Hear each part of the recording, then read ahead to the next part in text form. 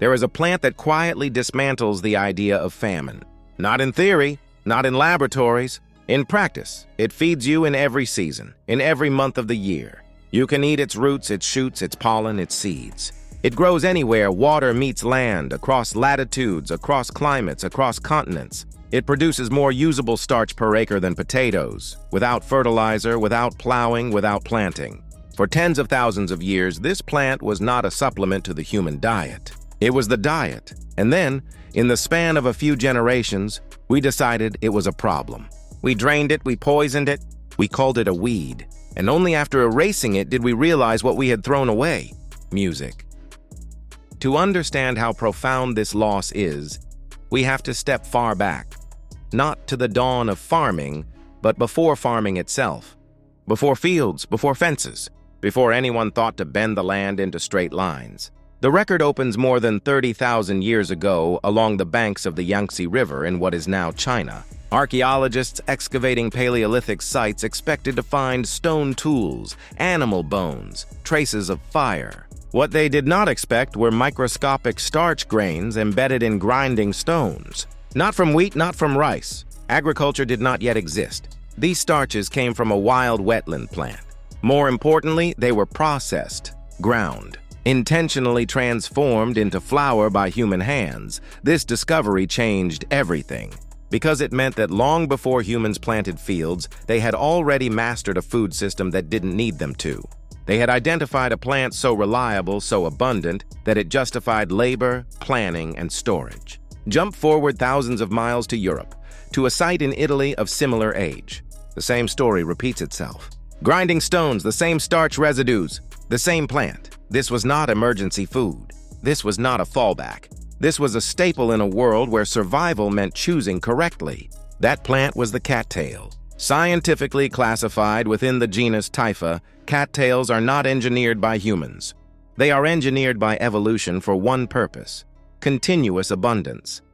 Where most crops make a single promise once a year, cattails make 4, spread across the seasons like clockwork.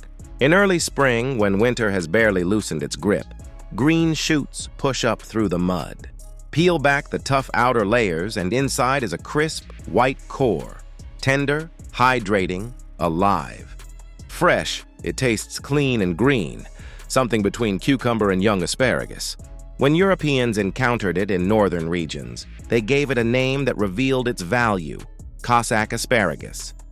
During long winters, these shoots saved entire communities from vitamin deficiencies and scurvy. Music. As the year turns toward early summer, the plant shifts again. Dense green flower heads rise on tall stalks. Harvested before pollination, they can be boiled and eaten. The flavor is unmistakable: sweet, starchy, rich, often compared to corn on the cob, but deeper, earthier, carrying the taste of wet soil and sun-warmed water. Then comes midsummer. The cattail's male flowers release pollen, and this is where the story becomes almost unbelievable. This pollen is not dust, it is food. Bright yellow, protein-rich, already dry. Shake a single stalk and you can collect tablespoons of it. Indigenous cultures across continents treated it as flour. Mixed with water, it became cakes, breads, thickened stews. No milling, no drying, no waiting. And finally, when the world turns cold again, when fields lie bare and trees sleep, the cattail reveals its greatest gift. Beneath the frozen mud lie its rhizomes, long, fibrous roots packed with starch. Not a little starch, between 30 and 46% by weight. Pound them, wash away the fibers, and what remains is a flour so abundant that a single acre of cattails can yield more than 6,000 pounds of it. More than wheat, more than corn, more than rye, and no one planted a seed. Music. Indigenous peoples understood exactly what this meant. Among the Paiute, there were entire clans known as the cattail eaters. The Kahila identified themselves as the cattail people. Across North America, wherever water flowed or pooled, cattails were treated not as wild growth but as infrastructure. Daniel Moorman's exhaustive ethnobotanical records list cattails as one of the most widely used plants on the continent. The roots were dried and stored for winter, ground into flour for porridge. The shoots were eaten fresh, the pollen baked into ceremonial foods. But food was only part of the story. Cattails were technology. Their leaves were woven into mats that repelled water and insulated homes. Their fibers were twisted into cordage stronger than hemp. The fluffy down from the seed heads insulated moccasins and lined infant diapers. Between the young leaves was a clear jelly, antiseptic, and numbing used for wounds and toothaches. One plant provided calories, shelter, medicine, clothing, and warmth.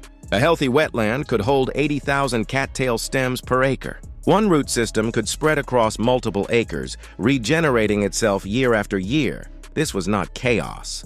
It was a living system of wealth, maintained by water, sun, and time. For nearly all of human existence, this was normal. So what happened? The collapse of this system did not come from climate. It did not come from disease, it came from paperwork. In the mid-19th century, a new economic idea took hold. Land was only valuable if it was dry. Standing water was considered wasted potential. In 1849, the United States Congress passed the first Swampland Act. Millions of acres of wetlands were transferred to states under one condition: drain them. Turn them into farmland, make them productive. The language of the era reveals everything. An 1822 geological dictionary defined swamps as nuisances, land unprofitable until drained. Nuisance. That word was applied to ecosystems that had fed humans for tens of thousands of years. The policy expanded rapidly: Arkansas, Alabama, Florida, Illinois, Michigan, California. 50 million acres changed hands with a mandate to destroy their hydrology. Manuals with titles like "Draining for Profit" circulated widely. Drainage became a moral good. By the early 20th century, technology finished the job. Steam-powered ditchers tore through wetlands faster than hundreds of laborers combined. The Great Black Swamp of Ohio vanished. The Florida Everglades were carved into channels. The Sacramento-San Joaquin Delta was drained and reshaped. Between the 1950s and 1970s alone, agricultural drainage destroyed 12 million acres of wetlands. Of the more than 200 million acres that once existed in the continental United States, less than half remain, and with them, the cattails disappeared. Music in their place rose one of the most productive regions on Earth, the Corn Belt. A landscape of annual crops dependent on fertilizer, pesticides, diesel fuel, and constant replanting. We replaced a perennial, self-renewing food system with one that erodes soil, poisons water, and collapses without chemical support. But wetlands were not drained only because they were misunderstood. Cattails had a deeper problem. They could not be controlled. You cannot sell cattail seeds. They spread themselves. You cannot patent a plant that regenerates endlessly.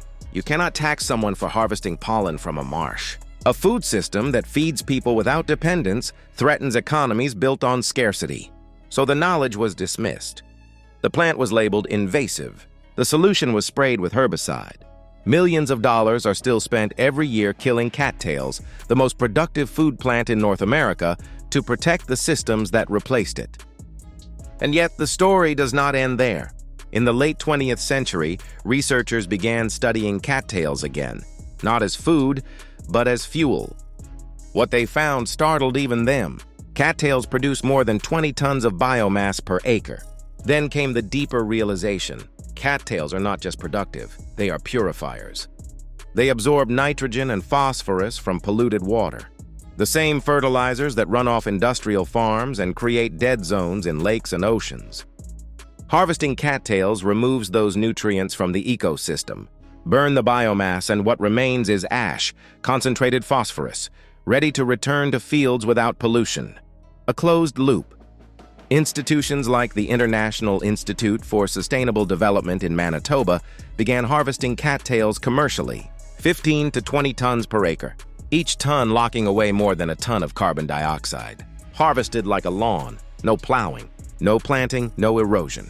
Compared to corn, tilled soil, chemical runoff, seasonal collapse, cattails look less like weeds and more like blueprints. They clean water, build soil, capture carbon, feed people year-round, and almost no one knows. This is where archives like Hidden Nature Vault become essential, not to invent new solutions, but to surface the ones we buried.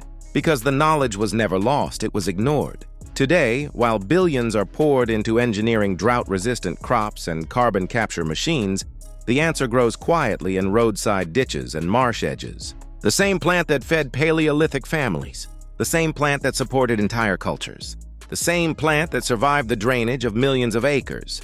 The cattail never stopped offering abundance, it only waited. The future of survival may not lie in conquering nature, but in remembering how to cooperate with it.